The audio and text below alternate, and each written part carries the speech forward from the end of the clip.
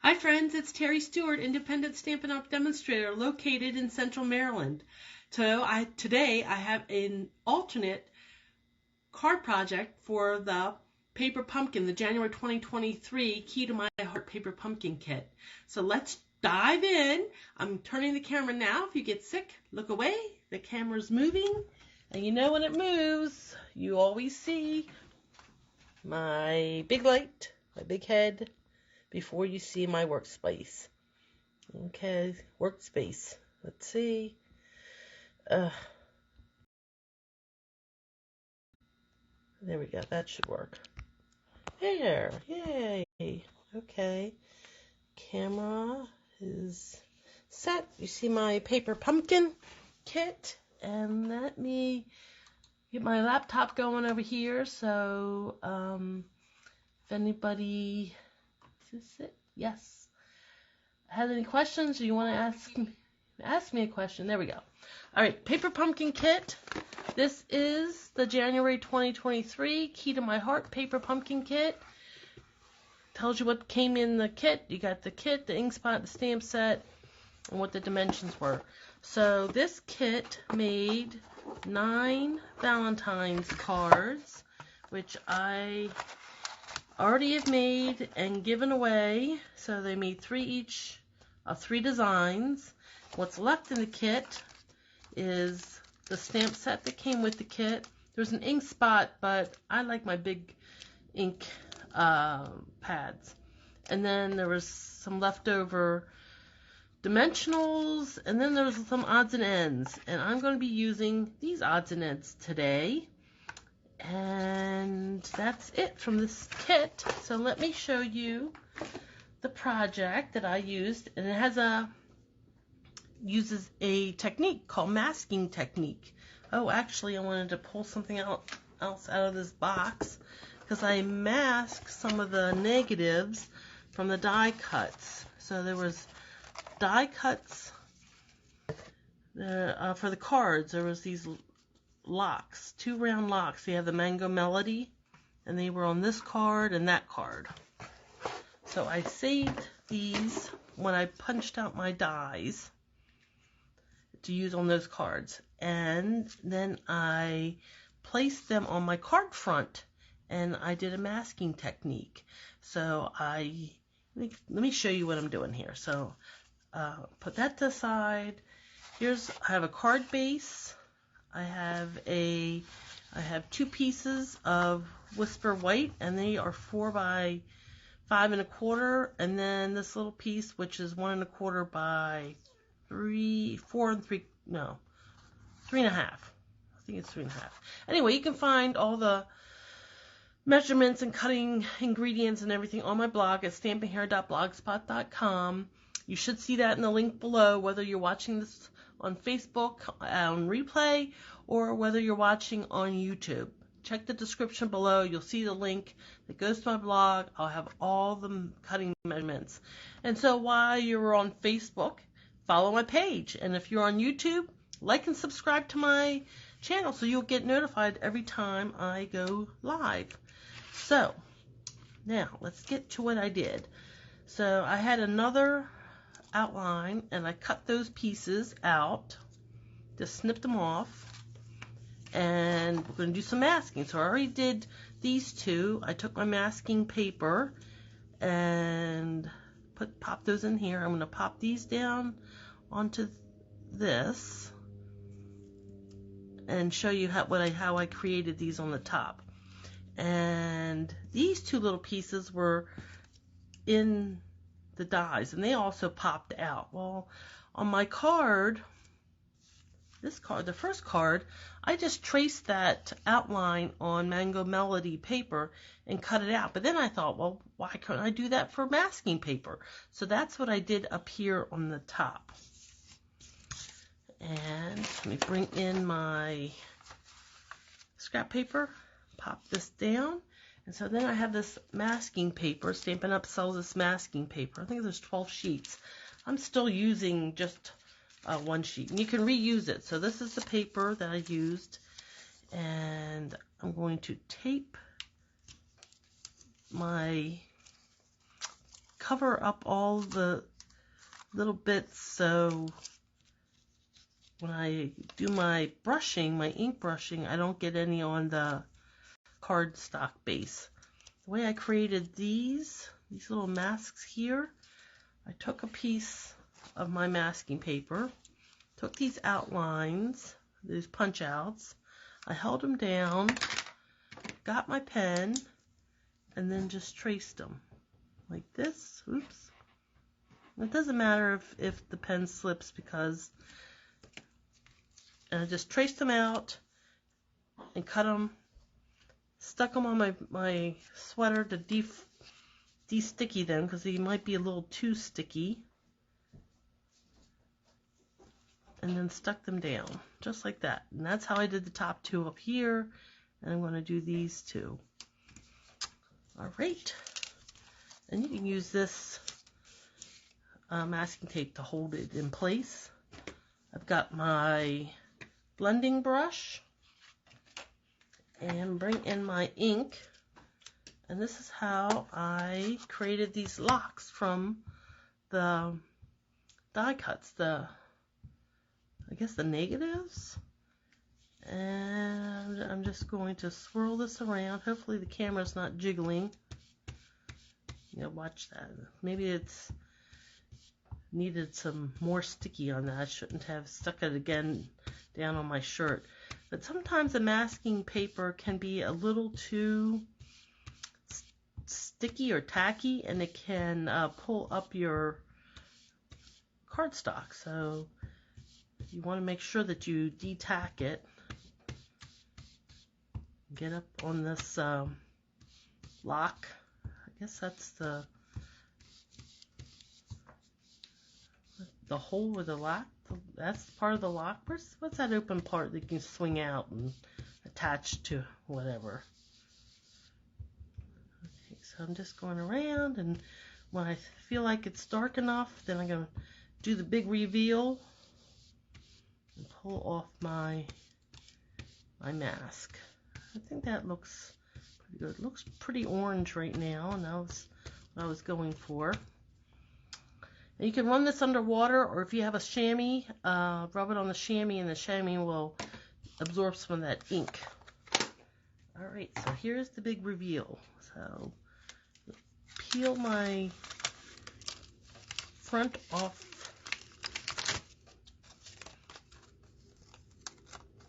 And peel my mask away. Peel these two little coverings away. And then we have our locks. It's pretty nifty, huh? And I want to stamp in those locks with my Memento ink. Bring on my stamp set from the kit. I'm going to stamp the face of the lock. I'm going to stamp the keyhole from the lock, and I want to stamp this greeting. You hold the key to my heart. And I'm going to stamp all that in Memento. So there's that, and that, and then this little, oops, oh no, I lost my block. Ooh, disaster. Oops, that, I hit everything shaking. Shake, rattle, and roll. I'll pick up the keyhole. Okay, so we've stamped with this stamp before, and it has these 4 dots on either side, and I'm going to center those in the center of the locks. So all 4 of them. So push it down, give it a few seconds for that ink to transfer, and then we'll do it again. It's kind of hard not having my head right over top of this. So this technique masking, I'm really enjoying this masking paper technique. You can do so much with it. All right, I'm going to bring in my scrap paper again because these locks on the bottom, the face is going to go off of the card front, and I like to keep my workspace pristine. It's just my little idiosyncrasy.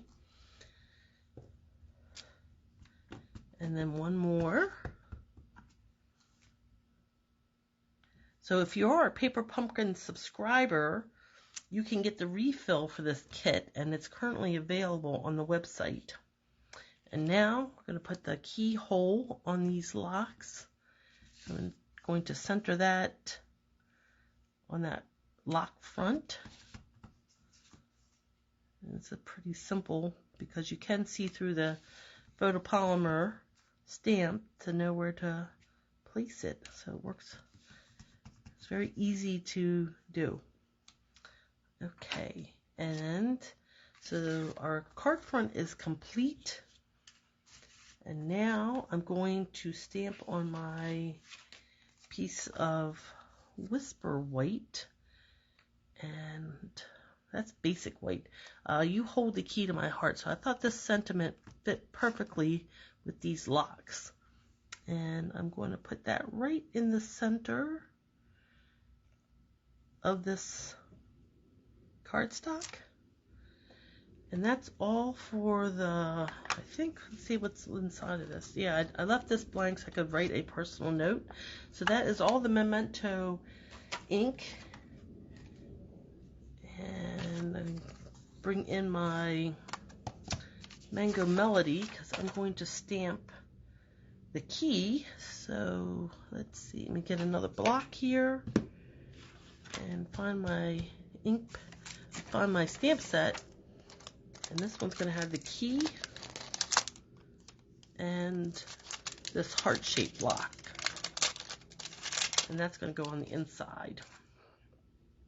So pick up this key, and then with Mango Melody, and to me it makes it look like a gold key. So I'm going to stamp one over here off to the left-hand side. And they don't have to be perfectly spaced. I think that this is going to have a very organic look to it. So I'm just approximating what I think where they should go. So I'll do one over here on the right, same thing. And then another one right next to it, not touching it. And then on for the inside, pick the stamp up. Now my piece of Whisper White for the inside. And maybe I'll put one on my envelope too. I'll put one of these Mango Melody locks, a heart-shaped lock, like that. And let me bring in an envelope. And so now my envelope is going to match my card, and I like that. Little detail. Okay, that's all the stamping. And now we can, the last thing I want to do before we start assembling is put some baker's twine on that sentiment. So this is the Essentials Baker's Twine Essentials pack. It comes with black baker's twine, which is exactly what I need for this. And I'm just wrapping this around, and I'm going to tie a knot. So nothing fancy, and you can definitely tie a knot pretty easily, hopefully, except when you're live, right? Nothing ever seems to go right when you're live. Everything takes an extra 20 minutes, it seems like. Just hold that down, push that through, and then there we go. Get my snips out. That wasn't too bad.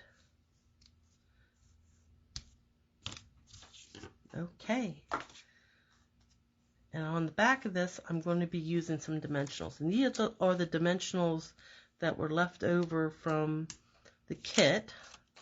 So I'm putting them to good use with these alternates. And I do love dimensionals. I have a very hard time creating any card without dimensionals. It's one of my go-tos. All right, so now I think we can start assembling. I'm going to bring back my card base, and this is 8.5 by 5.5, scored in half. I'm just going to fold it on that score line and then burnish that score line. And bring in my liquid glue and start assembling. So this is the inside with that gold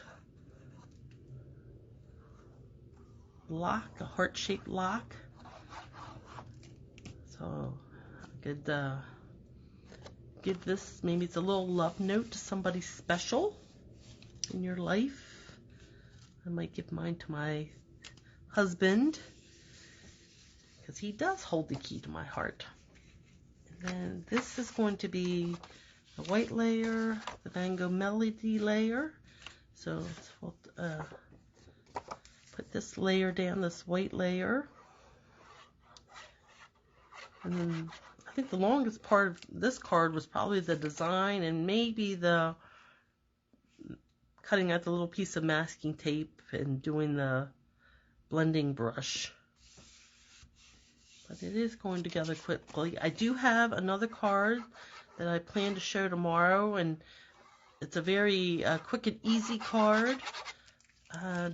Only thing it uses from the kit are the stamps. So it's fun card. I'm looking forward to sharing that. I hope you'll come back tomorrow and watch. And then this is going to go right in the center.